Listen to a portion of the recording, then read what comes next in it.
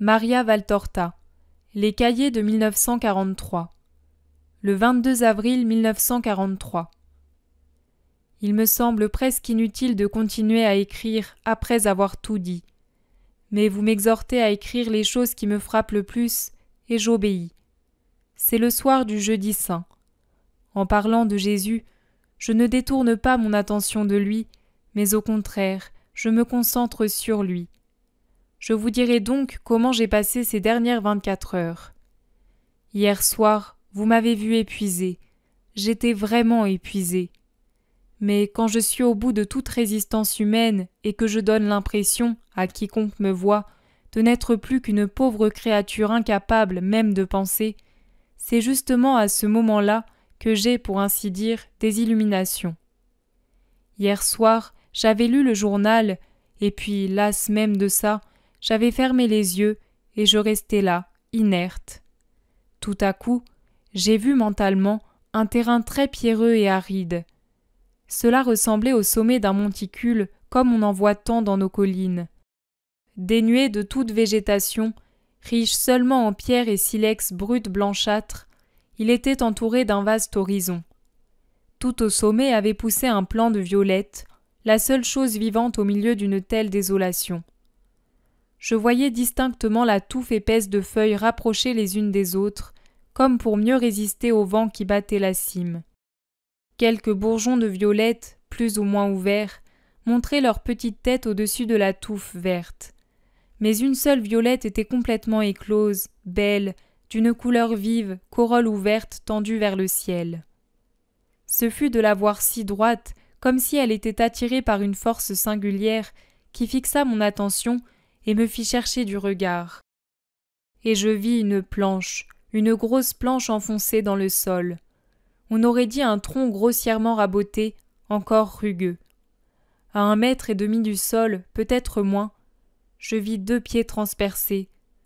Je ne vis que cela hier soir, 2 pieds torturés. Et qu'ils fussent âprement torturés se devinait à la contraction des orteils qui se repliaient presque jusqu'à la plante des pieds comme en un spasme tétanique. Du sang qui coulait le long des talons tombait sur la planche rugueuse et la sillonnait jusqu'au sol. D'autres gouttes tombaient des orteils contractés et ruisselaient sur la touffe de violette.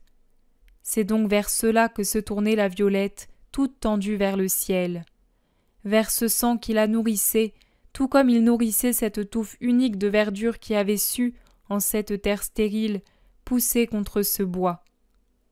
Cette vision m'a dit beaucoup de choses. Et quand vous êtes venu, j'étais en train de voir ce signe qui était mon sermon du mercredi saint. Cette scène ne s'est pas évanouie.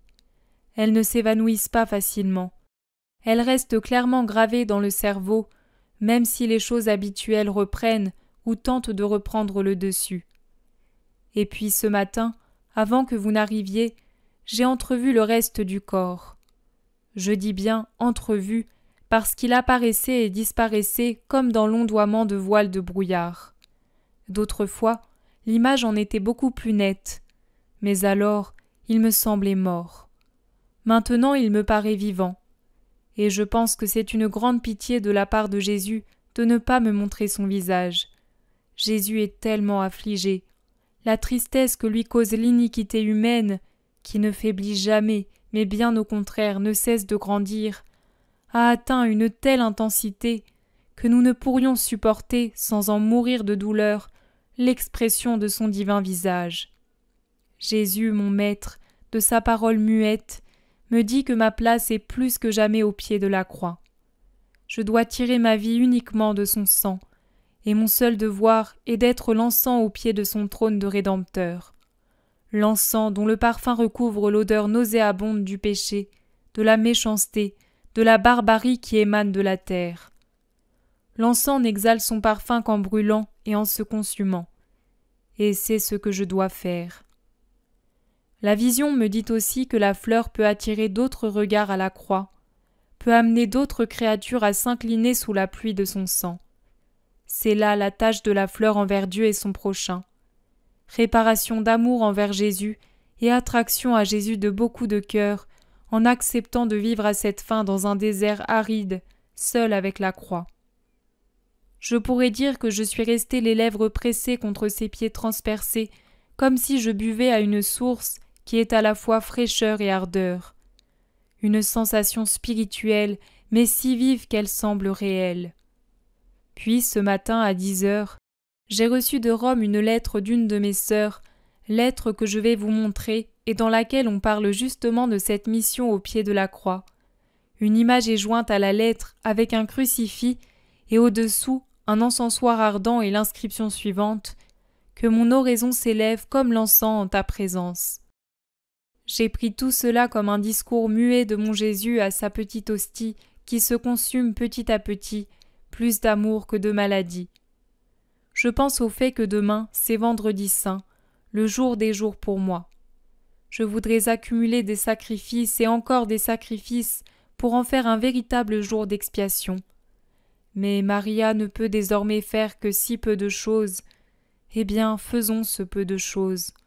Sans compter que demain Jésus s'occupera peut-être bien lui-même de me donner ma part de douleur expiatoire. Moi, je reste ici, bien serré contre la croix. D'ailleurs, c'est la place des maris. Ainsi, je ne risque pas de manquer le moindre signe de mon Rédempteur.